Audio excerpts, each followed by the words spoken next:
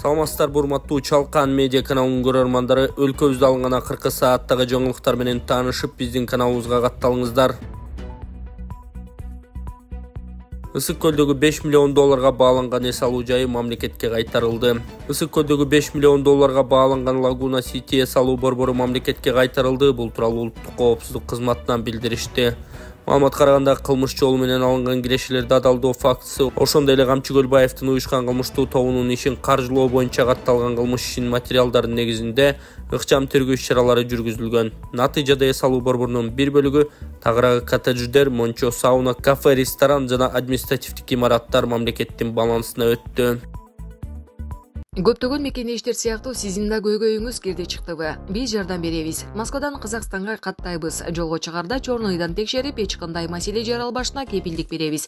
Биз пересадка өзүбүз алып кирип чыгабыз. Биздин байланыш номерлер +7936 264 1995 +7901 339 34 35. Авазбек мырза, күнү түнү чала бериңиздер. Садыр Жапаров Италиянын президенти Серджо Маттарелла менен сүйлөшүүлөрдү жүргүздү. Кыргыз Республикасынын президенти Садыр Жапаров 3 октябрда Италия Республикасына жасаган расмий сапарынын алкагында өлкө президенти Серджо Маттарелла менен сүйлөшүүлөрдү жүргүздү. Садыр Жапаровду жылуу тосуп алган Серджо Маттарелла Кыргызстандын президентине Римге жасаган иш сапар үчүн ыраазычылык билдирип, бүгүнкү сүйлөшүүлөрдүн жыйынтыгы эки тараптуу саясий, экономикалык жана маданий гуманитардык байланыштарга кошумча дем берет деген ишенимин билдирди.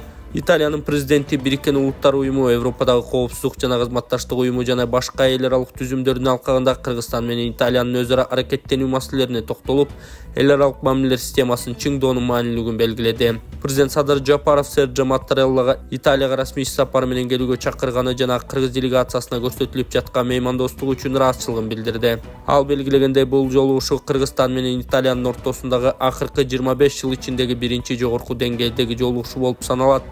Буга чейин мамлекеттер аралык байланыштар БУ жана ЭККУ багыты боюнча иш-чаралардын алкагында тышкы иштер министрлеринин деңгээлиндеги байланыштар менен гана чектелип келген.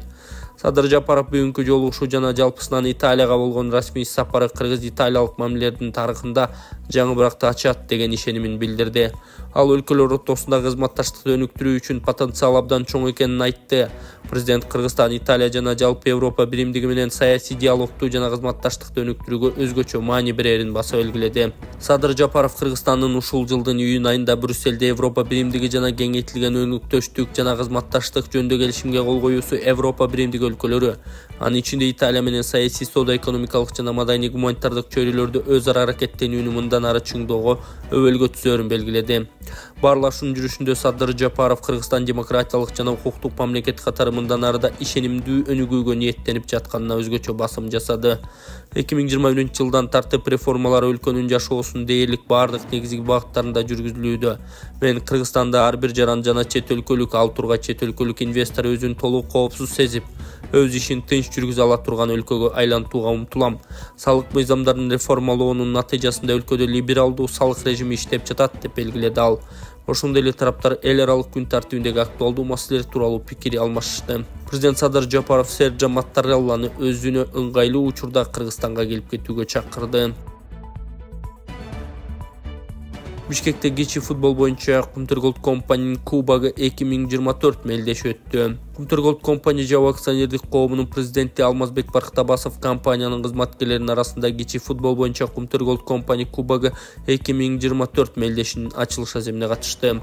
Алмазбек Барктабасов белгилегендей, жыл сайын өтүүчү салтка айланган кичи футбол боюнча бул мелдештин негизги максаты спорттуу сергек жашоо образын жана корпоративдик тилектештикти жайылтуу болуп саналат.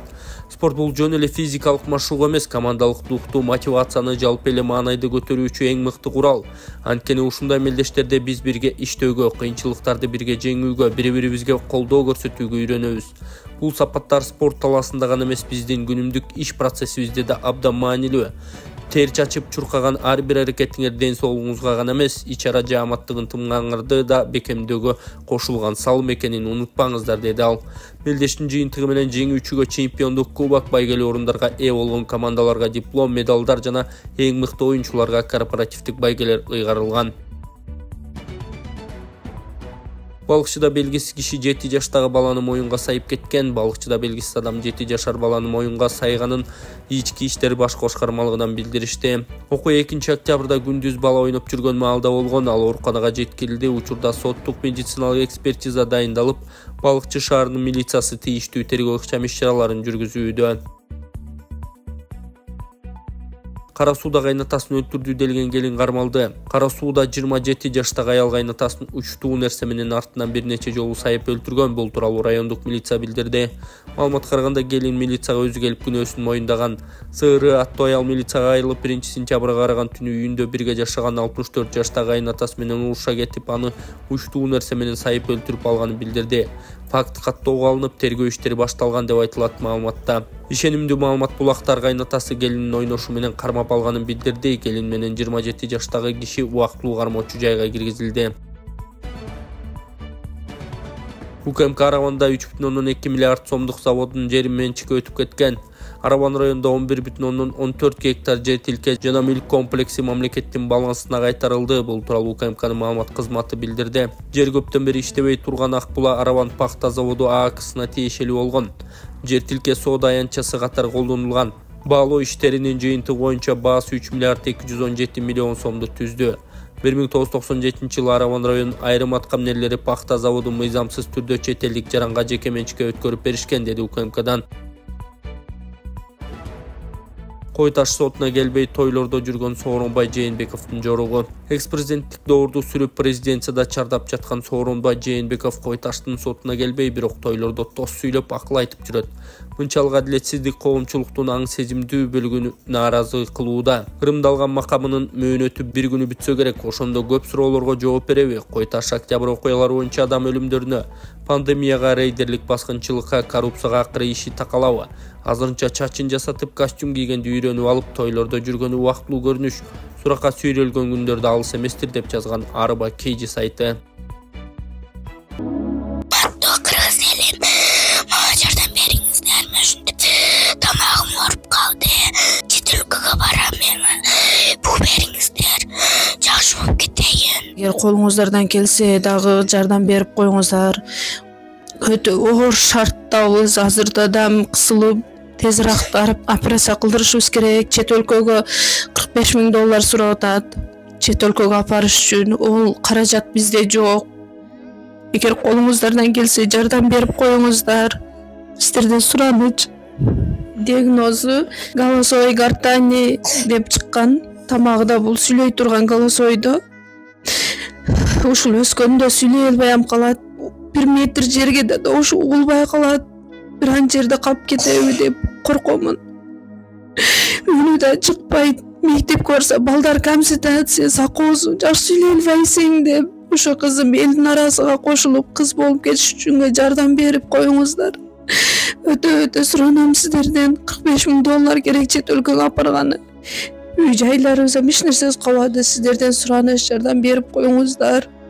М-банк Анаркан деп чыгат, Сбербанк Гүнназик деп чыгат. М-банктагы номерге чалсаңыздар тактап мен өзүмдө болот. Сураныш, сиздерден жардам берип коюңуздар. Жакшы болуп кетсин деп Кудайдан түнү күнү Кудайдан тилеймин. Битте кызым бар. Ошо кызым үчүн жардам берип коюңуздар. Нарындагы эт комбинаттын 4 гектар жери жана имараты шаар менчигине кайтарылды. Мурдагы Нарын эт комбинаты ишканасынын 114 миллион сомдон ашык 4 гектар жери аталган шаарга кайтарылды. Бул туурасында УКМКдан кабарлашты. 1999 жана 2000 жылдары Нарын эт комбинаты мамлекеттик акционердик коомунун кыймылсыз объектилери БИБ жараны тарабынан өлкөнүн мыйзамдарын талаптарын бузуу жана төмөндөтүлгөн баалар менен менчикке чыгарылгандыгы аныкталган.